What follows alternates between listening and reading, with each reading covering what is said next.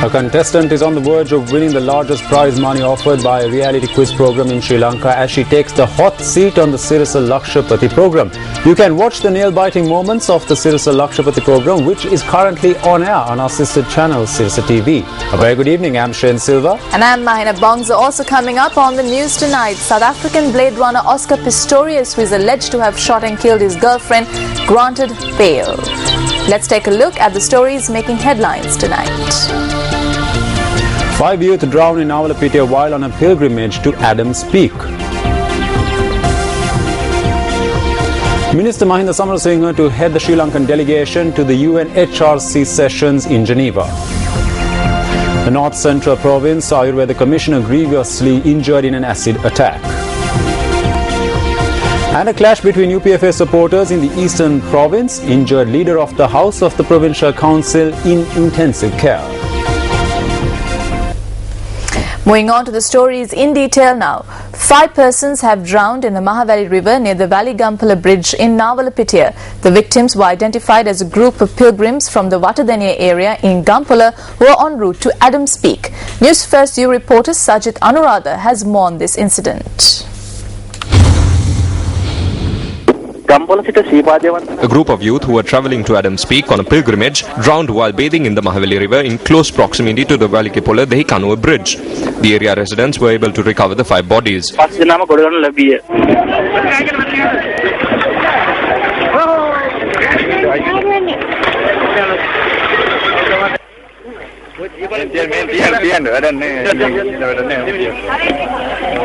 Sajit Anuradha for News First U report.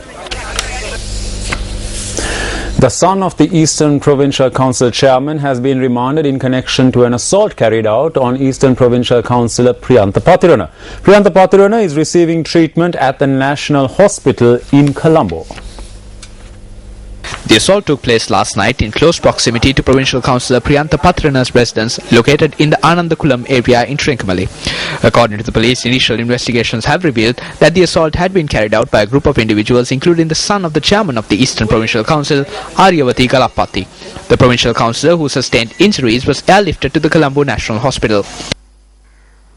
Priyantha Pathirana was brought to the National Hospital this morning. He was brought from Trincomalee and was admitted to the ICU of the Neurotrauma unit. He is currently receiving treatment. Priyantha Pathirana, who is a member of the JHU, contested for the Eastern Provincial Council under the UPFA ticket. About 20 individuals, including Aryavati Galapathi's son, assaulted him in a brutal manner and injured him. I request that an extensive investigation be conducted and the perpetrators be brought to book.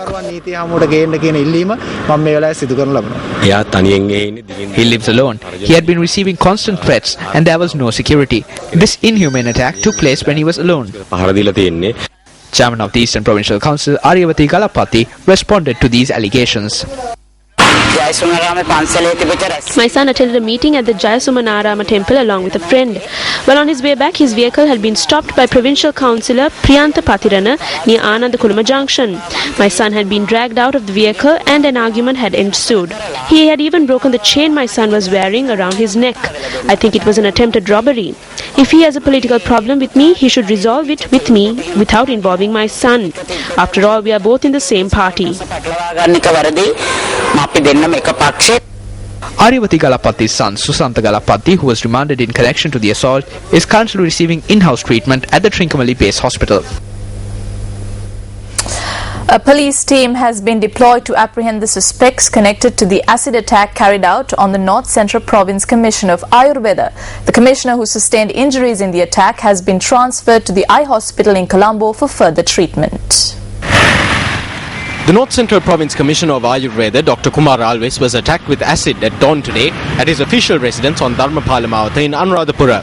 The police said that 2 persons impersonating patients had attacked the Commissioner of Ayurveda at about 4:50 a.m. and then fled the premises.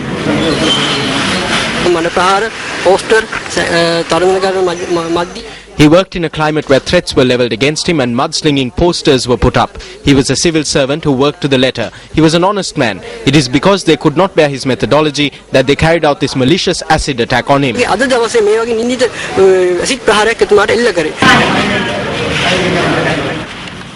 Kumar Alvis was first admitted to the Anuradhapura Teaching Hospital and was later transferred to the Eye Hospital in Colombo for further treatment.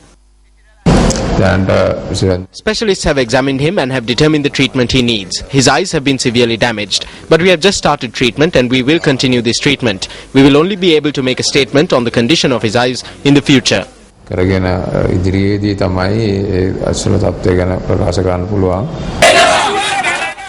Meanwhile, a group including employees of the Ayurveda Hospital in Anuradhapura staged a demonstration today against this attack. Following the demonstration held opposite the premises of the Ayurveda Hospital, the demonstrators held a protest march to the Anuradhapura town. Investigations must be held and these individuals must be arrested immediately. Prior to this, the Provincial Director of Health Services was also attacked, but no one was arrested. Investigations are still underway. Do not let that happen in this case as well. Police media spokesperson SSP Prashantha Jakudi says statements have been obtained from several persons regarding this incident.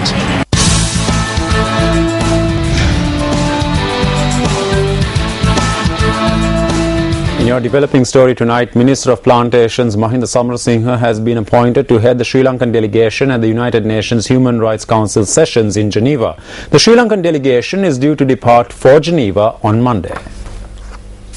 According to the Ministry of Plantations, the appointment was made by President Mahinda Rajapaksa last night.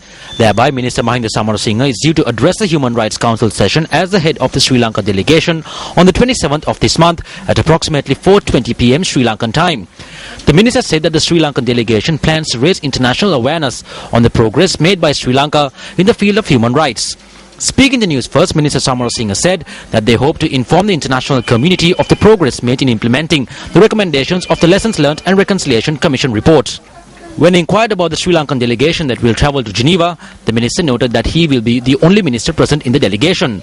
Minister Samarasinghe also said that the Sri Lankan delegation comprises of officials from the Attorney General's Department and the Ministry of External Affairs. It was earlier reported that the Sri Lankan delegation to Geneva will not consist of any politicians. When news first made inquiries from presidential spokesman Mohan Samaranayake, he noted that there may be a possibility of politicians being included in the delegation. However, Minister Mahinda Samarasinghe said that the rest of the Sri Lankan delegation that will travel to Geneva cannot be revealed as yet.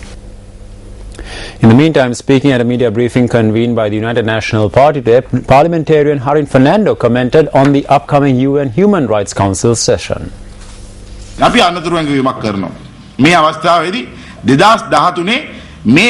We are issuing a warning that Sri Lanka will face a grave issue at the 2013 UN session. Last time they dispatched a jumbo team consisting of nearly 50 individuals. They sent them to battle for the country. However, we do not know who is going and what the program will be this time. They have accepted defeat. We are waiting to see what will happen. But the people of the country and the economy will be in danger.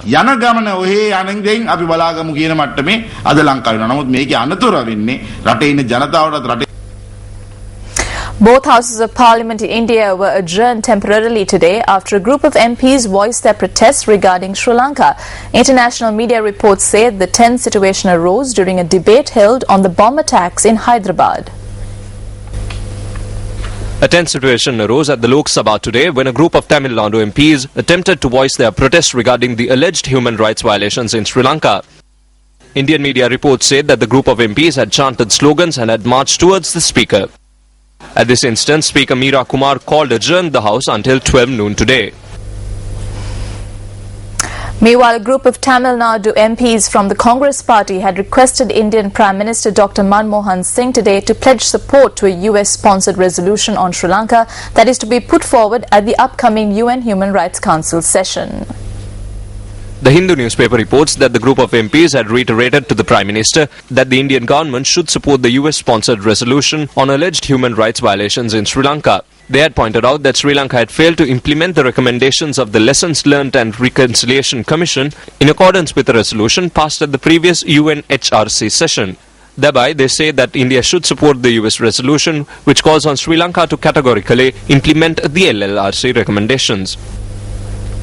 Now, India's Congress party has said that a statement made by Tamil Nadu Chief Minister Jayalalitha Jairam saying that Sri Lankan athletes will not be allowed to participate at the 20th Asian Athletic Championships to be held in Chennai in July is wrong. Congress party MP Manishankar Iyer had told the BBC World Service that they had been aware that Sri Lankan athletes would be participating at the Games 3 years ago. Manishankar Iyer had said that it is not suitable for Jayalalitha Jairam, who had not rejected Sri Lankan athletes visiting the state at that time, to make such a statement now. Speaking to the BBC World Service, Iyer had further noted that the Tamil Nadu government's decision will not adversely affect the trust placed in the central government. Let's now take a look at your newspaper cartoon of the day.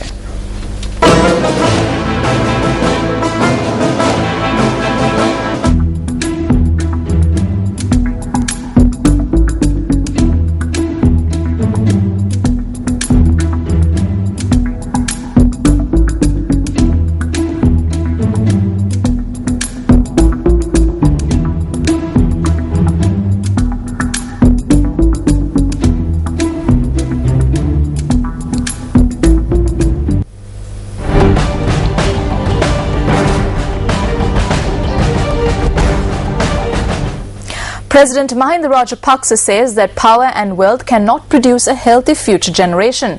The president made this statement at the annual prize giving of Trinity College, Kandy. The president, who laid floral tributes at the War Heroes Memorial erected at Trinity College, Kandy, thereafter proceeded for the prize-giving ceremony. Addressing the gathering, the president pointed out that children need to be given love and affection in order to build the nation.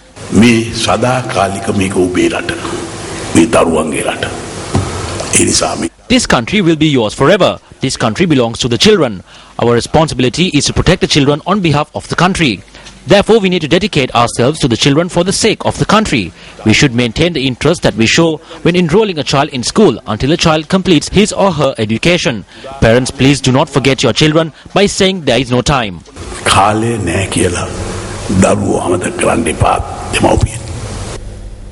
Opposition leader Ranil Wickremesinghe made a special statement in Parliament today understanding Order 23-2 on the tusks which were confiscated, which were en route to Dubai from Kenya. The tusks were seized by the customs at the Colombo port.